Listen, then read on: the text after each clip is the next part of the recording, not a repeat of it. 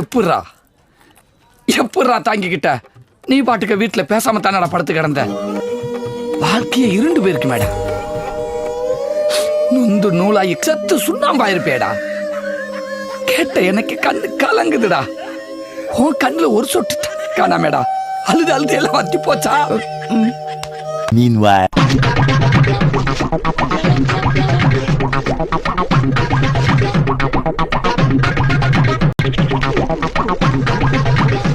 என்ன நடக்குது? என்ன நடக்குதுங்க? எங்க போகுது? எங்க போகுது? என் நாடு எங்க போகுது? கட்சியே ஆரம்பிக்காதப்ப இந்த கூட்டத்தில் மூஞ்சில கட்சி கட்டிட்டு வந்து உட்காருவாங்க. ஆனா கட்சி ஆரம்பிச்ச உடனே அவன் வரமாட்டாங்க. அவர்களை நீங்க புரிஞ்சுக்குங்க. நமக்கு அமைஞ்ச வாழ்க்கை இதுதான் ஒத்துக்கிட்டு அக்செப்ட் பண்ணிக்கிறோம். வேற வழி இருக்கிற மாதிரி எனக்கு தெரியல.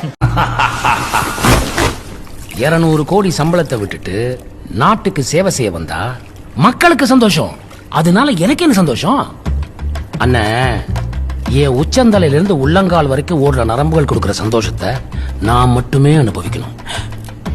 சுயநல சுடர்லையா இருக்கானே. ரோல் பண்ணி த்ரோல் பண்ணி சிரிக்க வைப்போம். மச்சான் திருந்தாத தற்குறிகளை நொங்கெடுப்போம்.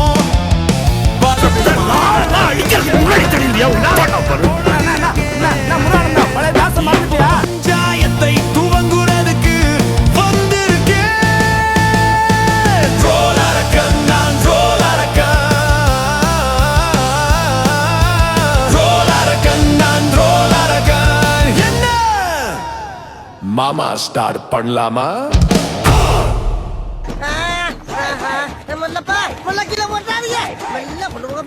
அங்க ஏதாவது சண்டை நடக்குதா? ஏதோ ஒரு பைத்தியம் மாடியில இருந்து கீழே விழுந்துட்டான்னு நினைக்கிறேன். அதான் தூக்கிட்டு ஹாஸ்பிட்டல் போயிட்டு இருக்காங்க. அப்ப சரி, நான் ஈவினிங் கூப்பிடுறேன். ஐயோ, நீங்க வச்சிடாதீங்க. நீங்க பேசுங்க பேசுங்க பேசுங்க. அடுத்தத படத்தோட ஹீரோ விஜய் தன்னோட கடைசி படத்தை யாருமே மறக்க முடியாத மாதிரி நடிச்சிருப்பாருன்னு எதிர்பார்த்தா எவ்வளவு சீக்கிரம் மறக்க முடியுமோ அவ்வளவு சீக்கிரம் மறந்துடுங்க அப்படின்ற மாதிரியான ஒரு படத்துல நடிச்சு வச்சிருக்காரு. சும்மா ஏதோ கண்ணாப்பனா எடுத்து வச்சிருக்காங்க. சும்மா சொல்றேன், ஃபன் பண்ணி வச்சிருக்காங்க. நான் சத்தியமா படம் நல்லா இல்ல. விஜய் வருஷனோட விவேகம் இது, அவ்வளவுதான். ஃபுல் ஃபைட்டு தான் தல, வேற எதுவுமே கிடையாது. ஃபைட்டு கூட இல்ல தல, சரியான ஃபன்னா இருக்கு தல. சத்தியமா தூக்கம் தான் வருது. பாட்டு கூட முடிந்தாரு பாவம். Action, dance, romance, emotional scene, punch டைலாக்னு தன்னோட கடைசி 5 படத்துல என்ன பண்ணாரோ அதையே தான் ரிப்பீட் பண்ணி வச்சிருக்காரு. சலிப்பு.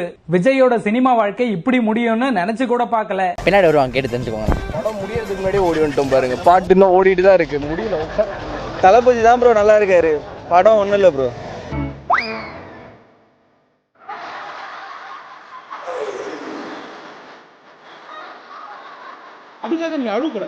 அயோக்கிய பெருவிழா தாவைக்காவுடைய அமைச்சர் எம்எல்ஏ இவங்க புள்ள அப்படி சொல்லி உட்கார்ந்து அழுதுகிட்டு ரீல்ஸ் போட்டுக்கிறாங்கடா. முதல் முட்டாள இந்த ஊர்ல தானே பாக்குறேன். பையன் நம்மள புகழ்றான் போல இருக்கு. ஒரு திரையில நடிக்கிற ஒரு கதாநாயகனுடைய படம் இன்னைக்கு முதலமைச்சரா இருக்கிறாரு, ரிலீஸ் ஆகுறாரு. அந்த படத்தை பார்த்துட்டு போவாங்கன்னா உட்கார்ந்து அழுகுறாங்கடா.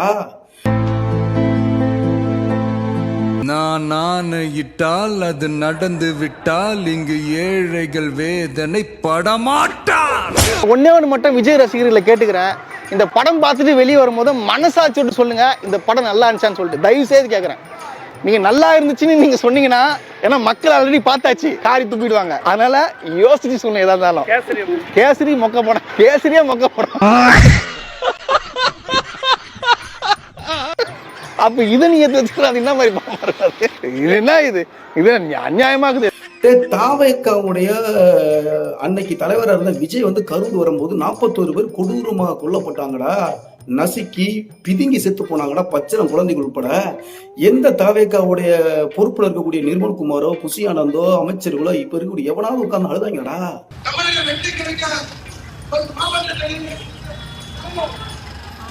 போராட்டம் பண்ணுறான்.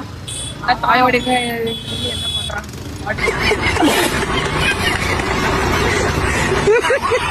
அவனை சொல்லி நிறுத்துக்கலடா. அவன் நிறுத்துற லூசுக்கு மட்டும் வந்துட்டே நிறுத்துறான்.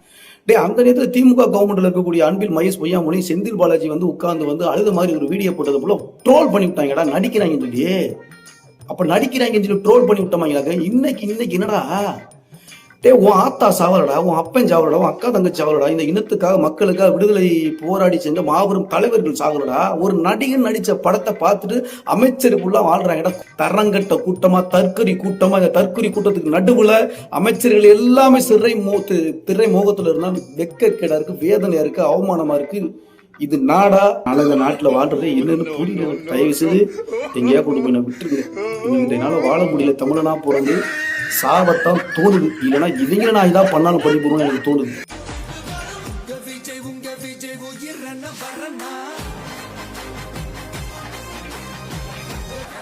மன்னிச்சு கொள்ளுங்க, உண்மையில சின்சியர் அப்பாலஜி.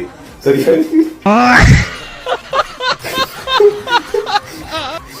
விஜய் போயிட்டு பார்த்து நியூடெல்லிக்கு போயிட்டு மனுஷனை பார்த்துட்டு வந்துருக்க.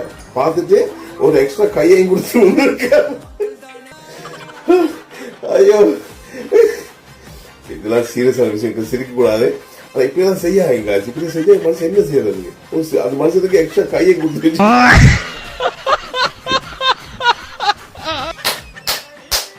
இறங்கி எங்களுக்காக பேசின சிஎம்ஓ நடந்த சிஎம்ஓ இருக்கிறாங்க. இப்போ இருக்கிற சிஎம்மோட கைடன்ஸ் சரியில்லைன்னு தான் நாங்க சொல்லுவோம். ஒரே ஒரு வார்த்தை அவர் சொல்லியிருந்தாருன்னா இங்க திறந்திருப்பாங்க, கோடி பேர்ல இளைஞர்கள் திறந்திருப்பாங்க. அவர் ஏன் சொல்ல? he chose to be silent. he is not silent. கூட இல்ல கைடன்ஸ் ஜி இல்ல, அக்கௌண்டபிலிட்டியோட ஏ இல்ல. கரூர்ல நடந்தப்போவே அக்கௌண்டபிலிட்டி இல்ல. இதுக்கெல்லாம் நான் என்ன எதிர்பார்க்க முடியும்? நிஜமாலே அவர் ஒரு போஸ்ட் போட்டிருந்தாருன்னா இங்க கோடி பேர் திரண்டிருப்பாங்க. he chose to be silent and we chose to bring out the crowd, so we are doing it. அரசியலுக்கும் ஒரு படம் ரிலீஸ் ஆகிறதுக்கும் என்ன சம்பந்தம் இருக்கு? இன்னைக்கு டெல்லியில நடக்கிற ப்ரொடெஸ்டுக்கு தமிழ்நாட்டு முதலமைச்சரை பார்த்து கேள்வி கேட்கிற நீங்க எல்லாரும் டெல்லியில ஏன் ப்ரொடெஸ்ட் நடக்குது, யாருக்கு எதிராக ப்ரொடெஸ்ட் நடக்குது அப்படிங்கிறதுக்காக நீங்க கேள்வி கேட்டீங்கன்னா நீங்க நல்லவங்க. ஜனநாயகன் படம் ரிலீஸுக்கும் அங்க நடக்கிற ப்ரொடெஸ்டுக்கும் என்ன சம்பந்தம்? ஜனநாயகன் மூவி நேத்து எடுத்து இன்னைக்கு ரிலீஸ் ஆகிற மூவி கிடையாது. 2 வருஷத்துக்கு முன்னாடியே எடுத்து பல பேரோட வலி வேதனைகளை தாண்டி ஜூலை 23ஆம் தேதி ரிலீஸ் ஆகணும் அப்படின்னு கோர்ட்ல உத்தரவிட்டு ரிலீஸ் ஆக போற படம். டெல்லியில ஒரு போராட்டமே நடக்குது. இங்க எல்லாரும் ஜனநாயகன் படத்துக்காக வெயிட் பண்ணிட்டு இருக்கீங்க. சரி, டெல்லியில போராட்டம் நடக்குது, இதுக்காக குரல் கொடுக்கிற நீங்க எல்லாரும் உண்ணாவிரத போராட்டம் எடுங்க. ஏன் யாருமே உண்ணாவிரதம் எடுக்க மாட்டேங்கிறீங்க? எல்லாருமே ஜாலியா சிக்கன் மட்டன் மீன் எல்லாமே வயிறு நிறைய சாப்பிட்டு வந்து தானே ரீல்ஸ் போடுறீங்க. இதையும் ஜனநாயகன் படத்தோட எதுக்கு நீங்க கனெக்ட் பண்ணணும்? தியேட்டர்ல என்ன மூவி வந்தாலும் குடும்பத்தோட போய் பாக்குறோம். வீட்டுல சண்டே குடும்பத்தோட உட்கார்ந்து படம் பாக்குறோம். ஆனா தளபதி விஜய் படம்னா மட்டும் உங்க எல்லாருக்கும் இலக்க நாட்டமா இருக்கு இல்ல? சிங்கப்பண்ணு ஜந்தர் மந்தர்ல மாணவர்கள் போராட்டம் பண்ணாங்க. அவங்கள போட்டு போலீஸ்காரங்க கொடூரமா அடிச்சுட்டாங்க. அதுக்கு ஆதரவா நீட்டை ரத்து பண்ணணும்னு தமிழ்நாட்டுல மாணவர்கள் போராட்டம் பண்ணாங்க. நம்ம அண்ணனோட அரசு அவங்களையும் குண்டு கட்டா கைது பண்ணிட்டாங்க. இப்ப மாணவர்களும் சிஜேபியும் அங்க போராட்டத்தை கண்டினியூ பண்ணுகிறாங்க. சிஜேபினா காக்ரோச் ஜனதா பார்ட்டி. காக்ரோச் ஜனதாலாம் தெரியாது, நமக்கு தெரிஞ்சதெல்லாம் காக்ரோச் டான்ஸ் தான். இங்கே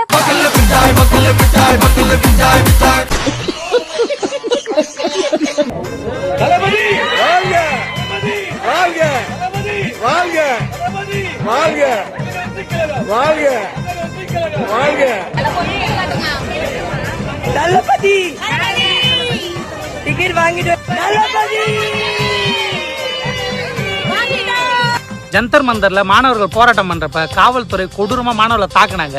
பெண் மாணவர்களை தாக்குனாங்க. லத்தியில ஆணிய சொருகி அதை வச்சு மாணவர்களை அடிச்சாங்க. கொடூரமா மாணவர்களுக்கு அடிபட்டுச்சு. இதெல்லாம் பத்தி பேசாம ஜனநாயகனை பத்தி பேசுறீங்களே. கவலையே படாதீங்க. இந்த மாதிரி கெட்டவங்களை அழிக்கிறதுக்காகவே நம்ம அண்ணன் ஜனநாயகன் படத்துல புதுசா ஒரு ஆயுதத்தை கண்டுபிடிச்சிருக்காரு.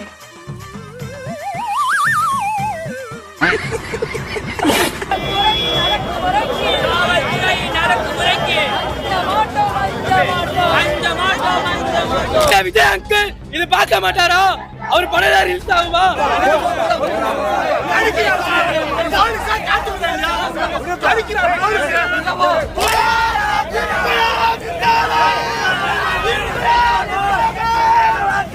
மாணவர்களை ஒடுக்குவது முடுக்குவமாக பாருங்க. என் கையை வந்து முறுக்கிட்டாங்க. இங்க காவல்துறை பாதி பேத்துக்கு பேச்சு கிடையாது. இங்க காவல்துறை வந்து காவல்துறையா இல்ல ரவுடியா இல்ல தெரியல. நாங்க வந்து கஞ்சா கடத்தல, நாங்க வந்து கொலை பண்ணல. காவல்துறை பெண்கள்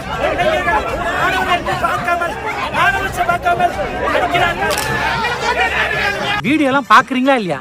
அங்க மாணவர்கள் எவ்வளவு அடி வாங்கியிருக்காங்க. பெண் மாணவர்களை போட்டு தாக்கி இருக்காங்க. பெண் மாணவர்களை அடிக்கிறன்ற பேர்ல ஹராஸ் பண்ணிருக்காங்க. ஹராஸ் பண்ணிட்டு சிரிச்சுன்னு இருக்காங்க. அந்த வீடியோ எல்லாம் பாத்தீங்களா இல்லையா? இந்த மாதிரி தப்பெல்லாம் நடக்க கூடாதுன்னா ஜனநாயகன் படத்துல நம்ம அண்ணன் குட் டச் பேட் டச் சீனே வச்சிருக்காரு. எல்லாரும் போய் பார்த்து அறிவு வளர்த்துக்கலாம் வாங்க. இதனாலதான் உங்களை எல்லாம் தற்கொலைங்கிறோம். வாழ்க்கையில நீங்க யார்ட்ட வேணா அரசியல் பேசுங்க, காவிரி கரண்ட மட்டும் பேசாதீங்க.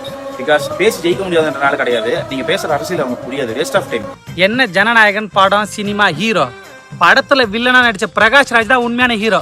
இந்த மாதிரி பிரச்சனைன்னு தெரிஞ்ச உடனே நேரடியா களத்துல போய் மாணவர் கூட நின்னுகிறாரு, இன்னமும் போராடுகிறாரு. நீங்களும் இருக்கீங்களே. பிரகாஷ் ராஜா அவர் எதுக்கு ஜந்தர் மந்தர்ல போய் பாத்துக்கிட்டு, நாளைக்கு FDFS ஜனநாயகன் கூட வாங்க, நான் கூப்பிட்டு போய் காட்டுறேன். நாட்டுல இவ்வளவு பிரச்சனை போயிட்டு இருக்கு, இப்ப என்னடா நீங்க போய் வந்து ஜனநாயகன் இன்ஃபுளுன்ஸ் பண்றீங்க அப்படின்னு ஒரு வார்த்தை கேட்டா, எங்கேயோ டெல்லி நடக்கிற பிரச்சனைக்கும் எங்க அண்ணனோட ஜனநாயகன் ரிலீஸ் ஆகிறதுக்கும் என்ன சம்பந்தம் அப்படின்னு நம்மகிட்டே சண்டைக்கு வரானுங்க. எங்கேயோ டெல்லியில நடக்கிற பிரச்சனை இல்ல, நாளைக்கு உங்க குடும்பத்துல ஒரு குழந்தை அந்த நீட் எக்ஸாம் எழுதி நசுக்கப்பட்டு அது அடைய முடியாத வழி வரும்போதுதான் உங்களுக்கு அந்த விஷயம் புரியும். நீங்க படம் பாருங்க, என்னமோ பண்ணுங்க, ஆனா தயவு செஞ்சு களத்தில் இருக்க ஸ்டூடெண்ட்ஸையும் ஒரு பொதுமக்களையும் இன்ஃபுளுன்ஸ் பண்ணி மடமாத்தாதீங்க. இவ்வளவு நடக்குது, நம்ம சிஎம் சார் வாயை முன்னு இருக்கிறாரு, ஒரு வார்த்தை கூட பேச மாட்டாரு. இப்ப என்ன உங்களுக்கு அண்ணன் பேசணும் அவ்வளவுதானே. நாளைக்கு படத்துக்கு என் கூட வாங்க, பேச்சு இருக்கு, பாட்டு இருக்கு, டான்ஸ் இருக்கு. டான்ஸ் வேணுமா டான்ஸ் இருக்கு, ஃபைட் வேணுமா ஃபைட் இருக்கு. இவர் யாருன்னு இன்னும் உங்களுக்கு தெரியும்னா நான் சொல்றேன். அன்பன் படத்துல விஜய் நடிச்சாருல, அந்த கொசக்சி பசப்புகழ் இவர் தான். சோனம் வாங்சக் ஒரு இன்ஜினியர், இந்த நாட்டால தேச துரோகின்னு பட்டம் கொடுக்கப்பட்டவர். இதே தேச துரோகி இன்னைக்கு நம்ம நாட்டு குழந்தையோட ஃபியூச்சருக்காக 19 நாளுக்கு மேல பச்சை தண்ணி கூட குடிக்காம இருக்காரு. அந்த தேச துரோகி தான் லடாக்ல இருக்க தண்ணி பஞ்சத்தை சரி பண்ணார். குளிர்ல கஷ்டப்பட்ட நம்ம இந்தியன் ஆர்மிக்காக சோலார் பவர் டென்ட் கண்டுபிடிச்சவர். நண்பன் படத்துல வர போலவே 3500 மீட்டர் உயரத்துல சோலார் பவர்ல இயங்குற ஸ்கூலும் நடத்துறாரு. லடாக்ல 10th பாஸ் பண்ற ரேட் 5%ல இருந்து 75% ஆக்குனவர். அங்க நிறைய ஜாப்ஸ் கிரியேட் பண்ணி பிழைப்புக்காக மத்த ஸ்டேட்ஸ்க்கு போய் கஷ்டப்படுறத சரி பண்ணவர். ஏசியாவோட நோபல் பிரைஸ்னு சொல்லப்படுற மேக்ஸேசி அவார்டை வாங்கினவர். யுனைடெட் நேஷன்ஸ்ல நம்ம நாட்டை ரெப்ரசென்ட் பண்ணவர். ஆனா இன்னைக்கு எக்ஸாம் பேப்பர்ஸ்னால லட்சக்கணக்கான ஸ்டூடெண்ட்ஸ் பாதிக்கப்பட்டு என் கடவையும் கஷ்டப்பட்டு படிக்க வச்ச பசங்க சூசைட் பண்ணிட்டாங்க. தமிழ்நாட்டுல அனிதா தொடங்கி இன்னைக்கு வர சிஸ்டத்துக்கு நம்ம பசங்களை பலி கொடுத்துட்டே இருக்கும். இதெல்லாம் எதிர்த்து தான் உயிரே போனாலும் பரவாயில்லன்னு ஒரு மனுஷன் போறாரு. அவர் கூட சேர்ந்து நிறைய யங்ஸ்டர்ஸும் இப்படி கஷ்டப்படுறாங்க. அவர் அந்த கவர்மெண்ட் கண்டுக்கல, அவர் கதையை படமா எடுத்து கோடிக்கணக்கில் சம்பாதிச்சவங்க கண்டுக்கல, ஹீரோ ஹீரோயின் செலிபிரிட்டிஸ் தள்ளி தூக்கி வச்சு கொண்டாடுறோம்ல அவங்க கண்டுக்கல, ஏன் இந்த சோக்கால் மெயின் ஸ்ட்ரீம் மீடியாஸ் கூட கண்டுக்கல. இன்னைக்கு இவருக்கு ஏதாச்சும் ஒன்று ஆச்சுன்னா நாளைக்கு நமக்காக பேச ஒருத்தர் கூட இருக்க மாட்டாங்க. இந்த கொடுமைனா இப்படி ஒருத்தர் இருக்காரு, இந்த மாதிரி ஒன்று நடக்குதுன்னு நிறைய பேருக்கு தெரியல. இப்ப என்னதான் சொல்ல வரீங்க? நீட்டை பேன் பண்ணணுமா வேணாமா? நீட்டா? அண்ணன் ஆட்சிக்கு வந்த அப்புறம் நீட்டை பேன் பண்ணிட்டாங்களே. எது பேன் பண்ணியாச்சா? தெரியாதா உங்களுக்கு? தெரியாது. அப்ப போய் தெரிஞ்சிட்டு வா, நீ ஆடு மச்சான்.